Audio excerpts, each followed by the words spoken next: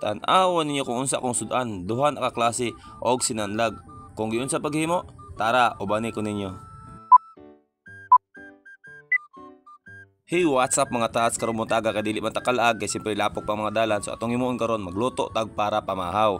So mo na atong lutoon niya na bulinaw, itlog ug unsa pa diha. Ang una natong lutoon kanang hotdog ato sa nang gisi-gisian para maluto pud sa sulod kay isubak na to na unya sa sinanlag. Og pagkahuman ato nang pritohon, di ba? Tungod sa kakusog sa ulan kagahapon mga tats, wala jud ta kadala og sudanon. Siyempre ikaw daw magkurog-kurog. Maayo na lang gani kana po ko sobrang bulinaw diha og hotdog og dilata. Og siyempre ako na lang pug ipalitan og itlog para ako ipares diha. Kay nga akong anak nag-request nga kana lang daw among lutoon. Siyempre no choice tay kay ilang kagustuhan. Kay kung ako lang, okay ra sa kong isda kay di man ta arte. Bisag unsa mga tats kaon ko basta tarungon lagluto. Akong gisunod ang corn beef kay ingon nila lami daw na kanay cheese. Pero ato pa dyan ng palamian kay ato ang butangan og itlog. Kay daghan matag itlog diha, so ato nang butangan. Kini mga luto mga tas, ako ra guni kay di man ta ingon nga hustler gud ta luto or cook jud ta. Ang ako mga lutong bahay ba, mo na giniingon nga lutong pasay.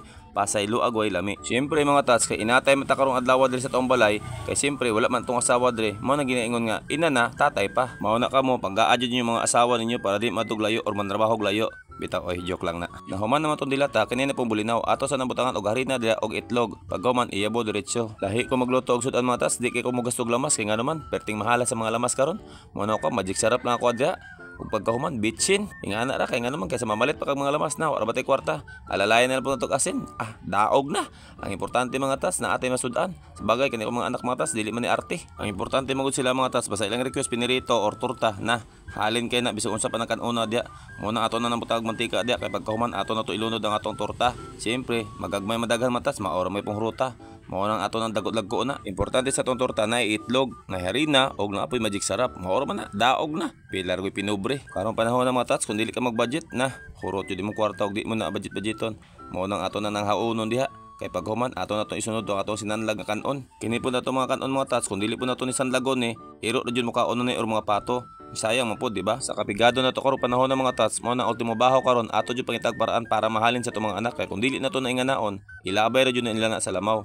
Mao nang ako ng sanlagon diha. Siyempre, patangan po ito mga ingredients para muwaw. Mao na kung ako sa balay mga tats, dili jud na sa kalungag og bag-o kay nga naman daghan makigbahaw. Mao nang ato po na silang ilat-ilaron. Butangan na nato ng hotdog mga tats para mulami pod. Og pagkahuman ato na kayo-kayon, butangan nato asin ginagmay diha, bitchin ug unsa pa. Diskarte lang gud kung unsa lang ginabaliwala diha. Pagkahuman butangan na nato ng itlog. Kay siyempre na may hotdog, butangan po nato ng itlog para mulami pod, di ba? Ana lang mga tats, tanawa ang mga bahaw og mga sobrang mga sudan dito sa rep napuslan pa nato karong adlaw kaysa mamalit ta. Og pagkahuman ato na nahukaron kay gutom na ba kayo. Mao nang kamo pag andam na mo diha kay mo sabay na tagkaon kay mao na ni nahimo nato karong adlaw mga tats. Corn beef na dilata with itlog og tortang bulinaw. Siyempre ang atong bahaw nga gisanlag nga naay po itlog ug hotdog. Unsa pa man tong gihulat? Tara, sabay ko ninyo kay mga ta. Unya, hininayon sa nako ni.